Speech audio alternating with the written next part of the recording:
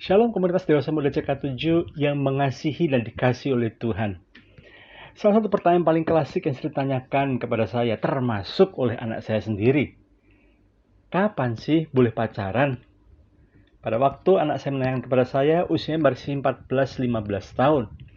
Dan saya jawab dengan sedikit bercanda tentu saja. Mike, menurut Papi ya, kamu boleh pacaran nanti ketika kuliah. Dan karena saya lihat dia tidak terlalu bereaksi, saya tambahkan lagi, semester terakhir. Wah, Papi, lama banget. Kenapa harus lama itu? Kan teman-teman pun sudah mulai pacaran, sudah mulai ini. Memang benar, komunitas Dewasa Muda CK7. Memang benar teman-teman dikasihi Kristus, bahwa di usia-usia puber seringkali kita mulai tertarik pada lawan jenis. Itulah hal yang wajar. Tetapi saya ingin mengatakan begini, sampai dengan usia 18 bahkan sampai usia 20 tahun, itu seharusnya dalam masa-masa di mana kita butuh berelasi dan berbagai macam orang untuk mendapatkan pengalaman-pengalaman yang membantu kita untuk bertumbuh menjadi pribadi yang matang, membantu kita bertumbuh menjadi pribadi yang dewasa. Ketika kita sudah mulai berpacaran di bawah usia 18 sampai 20 tahun, justru kita sudah menutup diri, kita mulai eksklusif. Kita berarti mengurangi kesempatan untuk dididik, untuk dibentuk oleh orang dan berbagai macam karakter. Karena sudah pasti begitu kita pacaran, kita eksklusif cuma dengan dia doang. Artinya, ya, kita hanya mengenal satu tipe orang saja. Itu kenapa saya sarankan kepada anak saya dan juga kepada setiap komunitas dewasa muda CK7 yang saya kasihi.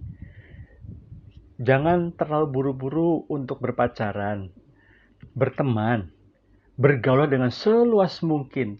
Kenali bagaimana berbagai tipe orang dari sekelilingmu. Sehingga itu akan melatihmu untuk beradaptasi. Sehingga ketika sudah tiba waktunya, engkau sudah matang, engkau sudah siap, engkau tahu visi dari Tuhan untuk hidupmu, engkau tahu apa kekuatanmu, engkau tahu apa strength and weaknessmu, barulah di situ dari sekian banyak teman, apalagi teman lawan jenis yang kau miliki, engkau bisa memilah-milah mana yang akan engkau seriusi untuk kemudian menjadi teman hidupmu. Nah, dalam memilih pasangan hidup, dalam memilih jodoh, ada 5 hal yang saya mau setiap dari Anda renungkan dan lakukan. Saya ambil dari kata jodoh. J. Jangan terburu-buru memutuskan. Apalagi karena desakan orang lain. Atau Anda memutuskan oleh karena mau bebas dari tekanan, dari masalah. Kapan pacaran? Itu nanti keburu hilang loh. Ayo dong, kamu cocok deh sama dia. Ingat, orang-orang yang mengomporimu, orang-orang yang mendorong-dorongmu, belum tentu bisa menolongmu ketika dalam relasimu, dalam kehidupanmu, apalagi sudah menikah, belum tentu mereka bisa menolongmu.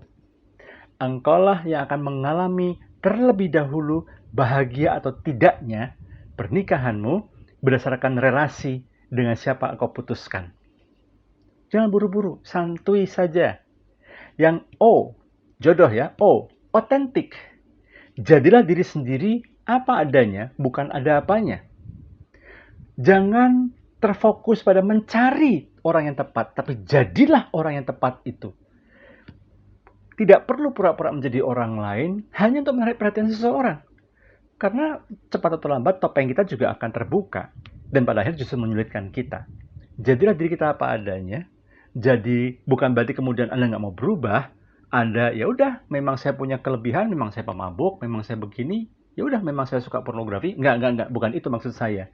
Tapi jadilah otentik, artinya tidak perlu pura-pura jadi orang lain. Engkau memang punya kelemahan, tapi engkau tunjukkan engkau sudah punya usaha, upaya untuk memperbaiki kelemahanmu, dan engkau juga punya sejumlah kekuatan, sejumlah hal-hal baik yang bisa kau tawarkan kepada orang yang akan menjadi pasangan hidupmu.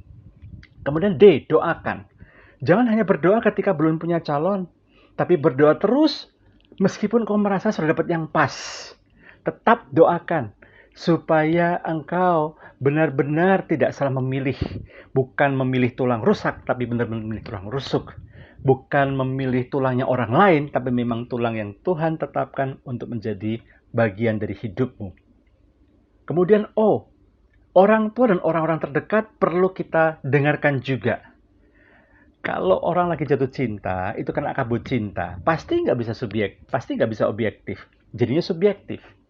Karena itu dengarkan orang-orang terdekat kita, sahabat kita, teman-teman kita, orang tua kita. Karena mereka tidak akan kabut cinta. Mereka bisa melihat bagaimana calon pasangan hidupmu, calon teman dekatmu ini dengan lebih objektif. Dan apalagi mentor-mentor rohanimu, pemimpin-pemimpin rohanimu yang siap, yang Tuhan tetapkan untuk membimbing engkau. Karena itu pastikan engkau selalu tetap komunikasi. Jangan sembunyikan relasimu dari hadapan para mentor, para kakak rohanimu, apalagi pemimpinmu. Tapi justru kau terbuka. Karena mereka-mereka lah yang Tuhan pakai. Bisa jadi Tuhan pakai mereka untuk menjadi perpanjangan tangan dari Tuhan. Untuk menyuarakan kehendak dari Tuhan. Menuntun setiap dari Anda, setiap komunitas. Menuntun setiap dari kalian untuk selalu tepat dalam mengambil keputusan, termasuk dalam memilih pasangan hidup yang tepat. Dan yang terakhir, harus seiman dan bertumbuh. Ini harga mati, nggak bisa ditawar. Tidak hanya sekedar seiman sama-sama Kristen, tetapi juga ada pertumbuhan kerohanian, ada pertumbuhan karakter selama kalian berelasi. Karena besi menajamkan besi, manusia menajamkan sesamanya.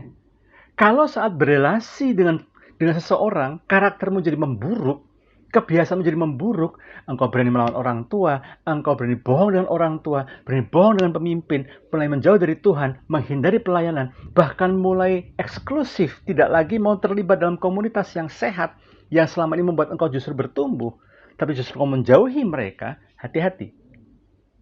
Meskipun perasaan cintamu begitu menggebu-gebu, karena perasaan itu bisa menipu. Karena itu, teman-teman komunitas Dewasa Muda CK7, pastikan ini. Jangan buru-buru mengambil keputusan, jadilah diri sendiri yang otentik, doakan dengan sungguh-sungguh, dengarkan orang-orang terdekat, orang tua kita, mentor rohani kita, dan pastikan engkau hanya memilih yang seiman dan yang bertumbuh.